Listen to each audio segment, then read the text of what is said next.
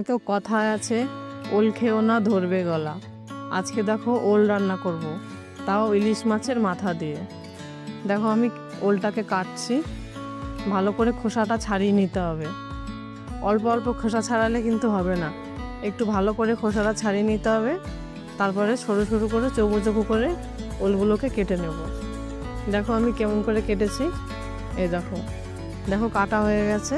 এবার এটাকে সিদ্ধ করে নিতে হবে, নইলে কিন্তু এটা কিন্তু গলবে না, আর গলাও ধরবে, খাওয়ার সময় ভালো লাগবে না। একটু নুন দিয়ে দিলাম, দেখো ঢাকা দিয়ে দিয়েছি। দেখো আমার সিদ্ধ ভরা হয়ে গেছে, এবার এটাকে নামিয়ে নেব আমি। দেখো খুব সুন্দর সিদ্ধ হয়েছে। দেখো আমি ইলিশ মাছের মাথাটা দেখো ভাজছি, দেখো সুন্দর করে ভেজে নিয়েছি, ভেঙে ভেঙে আমি। দেখো ভাজা হয়ে গেছে, আমি উঠিয়ে নিলাম। এবার কড়াইতে তেল দিয়ে দিলাম গোটা জিরে, আর দিলাম শুকনো লঙ্কা, আর জিরে বাটা, আদা বাটা, আর দিলাম হলুদ। এবার মশলাটাকে ভালো করে কষিয়ে নিয়ে আমি ওলগুলোকে দিয়ে দিলাম। এবার সুন্দর করে একটু কষিয়ে নিতে হবে।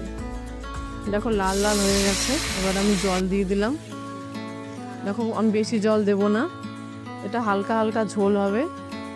মাছের মাথাগুলো দিয়ে দিলাম, দেখো ফুটে উঠেছে তরকারিটা, আমার প্রায় হয়ে এসছে। আমি এবার নামিয়ে নেব।